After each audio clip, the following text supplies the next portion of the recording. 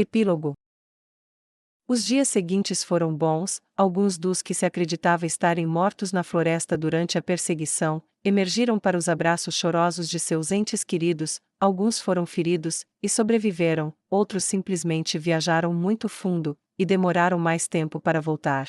Lacus manteve sua promessa ao homem no rio, que teve seus restos mortais recuperados, e ele recebeu um enterro adequado.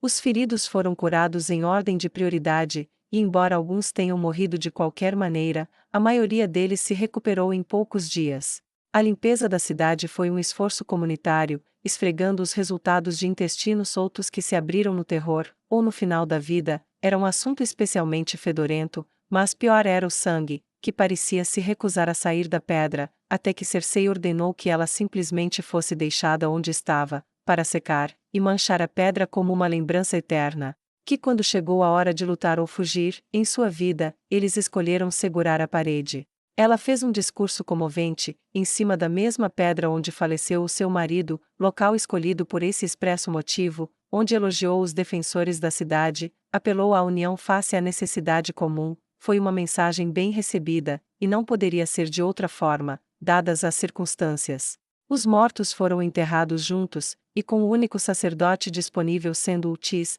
ele se viu chamado para realizar cerimônias para muitos outros além de sua congregação, um serviço que prestou sem nenhum custo, e o fez com grande paixão como um serviço final aos mortos. Sua esposa, por um tempo, assumiu as funções de aconselhamento para os enlutados, e provou ser talentosa para isso por causa de seu calor genuíno. No final, os sacerdotes falecidos não receberam uma história de capa nobre, descobrindo que eles não eram realmente traidores, já que você não pode trair aquilo a quem nunca foi leal em primeiro lugar. Ondas de choque se espalharam pela cidade, cópias de todos os documentos relevantes foram feitas, e elas foram encaminhadas para cada taverna, e cada pregoeiro, e cada espaço público, e-mail, e as ondas de choque se tornaram ultrajantes, e se tornou um período de humilhação para os seguidores dos quatro deuses. Para saber que aqueles em quem confiavam para orientação os usaram como uma ferramenta política, prontos para jogá-los fora para exterminar um grupo considerado um inimigo religioso. Assim, os membros da Justiça Negra deixaram de ser párias para a população em geral, que começou a ouvir Ultis, e os outros, e a vê-los como os vizinhos deveriam se ver. Como vizinhos. A divisão entre as famílias sobre se deviam adorar os quatro, ou um como um quinto, não desapareceu, como teria acontecido se fosse uma história lida para crianças. As pessoas continuaram discutindo o assunto, e para muitos, isso era o bastante. Os templos ficaram vazios de sacerdotes oficiais, e tal era a vergonha permanente dos seguidores dos quatro deuses, que seus templos abrigavam as pessoas que trabalhavam para a derrubada da cidade, que nenhum pedido foi enviado para substituições. Em vez disso, poucos líderes surgiram dessas congregações que começaram a falar o que pensavam, entregando sermões e orientações de sua própria autoria, independentes dos sacerdotes da fé tradicional, mas também não a abandonando totalmente. A carta confirmando Yamok para a liderança da cidade chegou uma semana depois, enquanto Cersei já estava de fato no controle da administração dos assuntos da cidade. Todos consideraram transmitir a posição a ela, agora que seu marido havia falecido antes mesmo que ele pudesse assumir oficialmente o cargo. Rava e Amok foram enterrados lado a lado na praça central da cidade no mesmo dia em que a viscondessa Cersei se tornou a governante oficial da cidade. Não era um dia em que ela se divertia, como era para a maioria dos outros que alcançaram o auge do governo dentro de seu reino.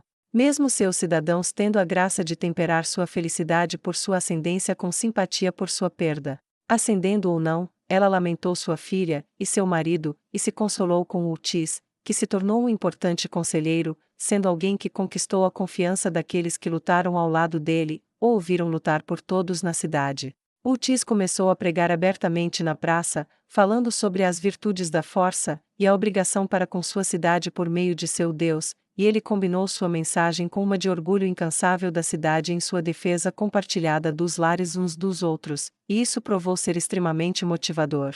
Para aqueles que o seguiram, e para aqueles que não o seguiram.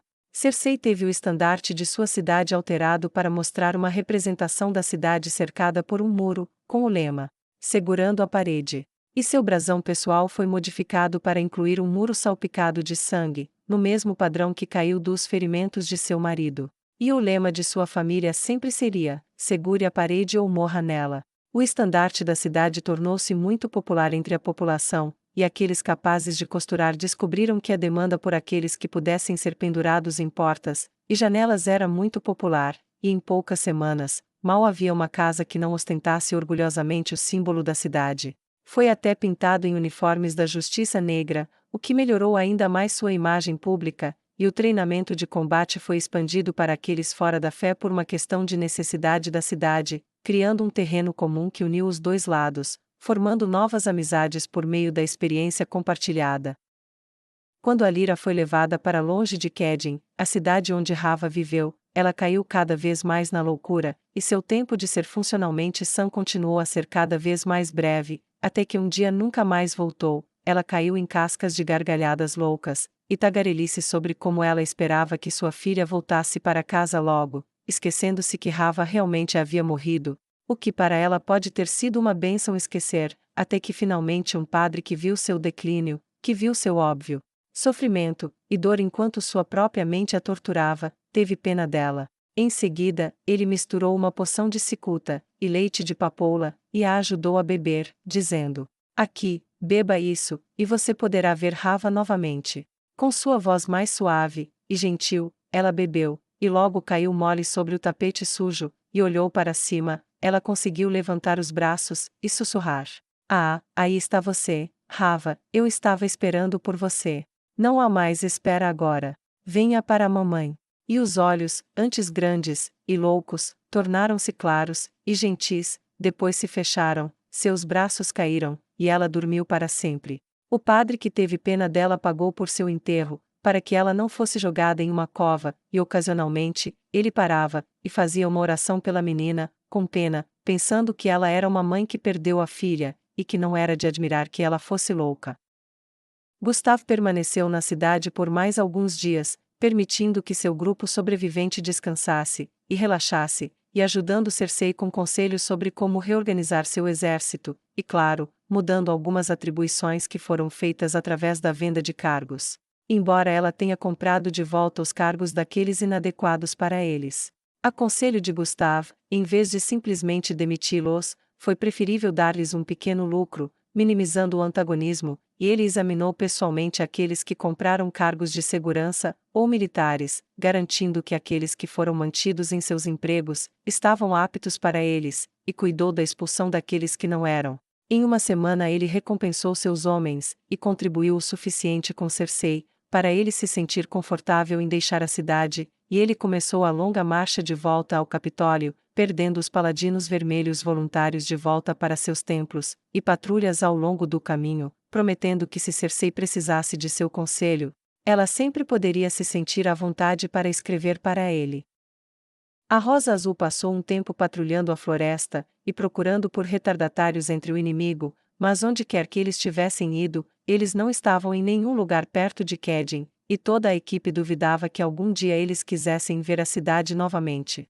Elas puderam assistir à coroação da Viscondessa como governante da cidade, e passaram algum tempo livre dando instruções aos membros da Justiça Negra, e até trocando dicas com treinadores. Elas até compraram um conjunto de souvenirs, e enviaram junto com uma carta para a princesa Renner contando suas aventuras. Esta tarefa, após o perigo inicial, parecia ter se tornado a mais fácil que já tiveram. Laqueus, por sua vez, ficou cada vez mais confortável com os três vampiros, e sua recusa em se entreter com seus pensamentos feios os tornou menos frequentes, embora ela ainda carregasse a culpa por seus maus tratos a Evilei, a quem ela preferia. Dirigir-se como Queno em particular, serviu como um impulso para ser mais atenciosa em seu julgamento, ao invés de algo para se flagelar inutilmente.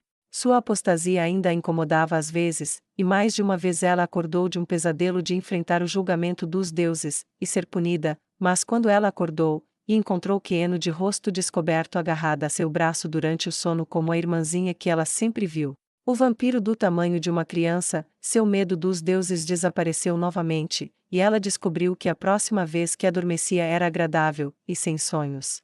Portanto, não era apenas a cidade de Kedin que estava tendo bons dias, elas também, e desfrutavam de muita paz em um trabalho agora muito mais fácil, algo que não mudou mesmo quando a notícia chegou à cidade de que o rei Casponda havia sido assassinado, e a capital estava um caos. Estando longe, tornou a notícia chocante, mas não perigosa para a pequena cidade, e sendo estrangeiras, a Rosa Azul pouco se importava com a política do país, especialmente a líder politicamente avessa, Laquius. Então, elas se concentraram em seu trabalho, e deixaram os assuntos nacionais para os líderes nacionais, e se deleitaram com o raro silêncio que isso lhes deu, isto é, até uma noite durante o jantar, quando discutiam a viagem planejada para Irrantel depois que a missão foi oficialmente concluída, ela ouviu Neia Baraja falando em um feitiço de mensagem. Laquius. É Neia. Eu preciso que você cumpra sua promessa para mim. Preciso da sua ajuda agora. A expressão de Laquius passou de jovial a séria, e suas irmãs pararam de comer. Bem, Rosa Azul, preparem-se para ser chamadas de rosas profanas mais uma vez por alguns bastardos hipócritas, temos um trabalho a fazer, desta vez, de todas as pessoas, é para Neia Baraja. Colheres e garfos foram abaixados, e cadeiras empurradas para trás enquanto a equipe se levantava. Bem, Papa Neia, estamos ao seu dispor, abra um portal, e já estaremos aí.